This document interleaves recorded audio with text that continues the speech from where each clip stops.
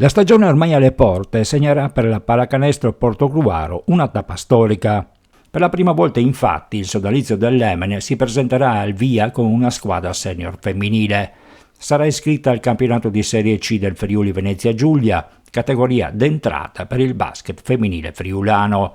Un progetto nato dalla voglia di tornare a mettersi in gioco da parte di un gruppo di ragazze, tutte con alle spalle diversi anni di esperienza maturati prevalentemente nelle file di Concordia, Motta e Pordenone.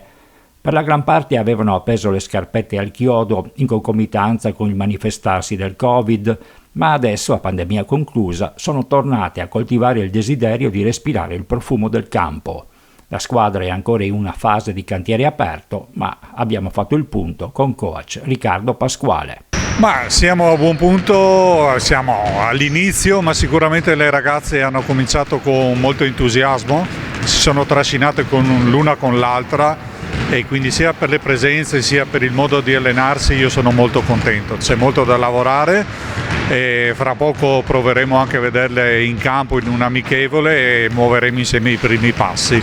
Un bel gruppo, comunque sono soddisfatto. Un bel gruppo e una bella sfida anche. Assolutamente sì, il femminile a Portogruaro prima squadra è un'assoluta novità, se non negli anni che furono, così mi dicono, e mi piace questo gruppo perché pur essendo variegato come età sono tutte molto coese, si danno una mano, si trascinano e veramente per il momento sono soddisfatto. Una squadra tuttavia che non sarà fine a se stessa, ma che vuole proporsi per fare da traino a tutto il movimento femminile portoguarese, con l'obiettivo di avvicinare alla palla a spicchi quante più ragazzine possibili.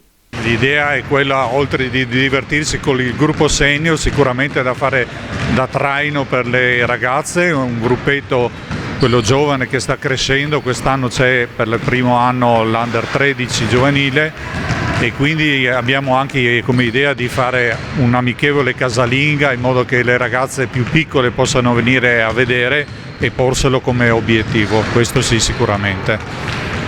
Almeno per il momento è impossibile parlare di obiettivi, la prerogativa sarà quella di prendersi il maggior numero di soddisfazioni possibili e solamente alla fine si tireranno le somme.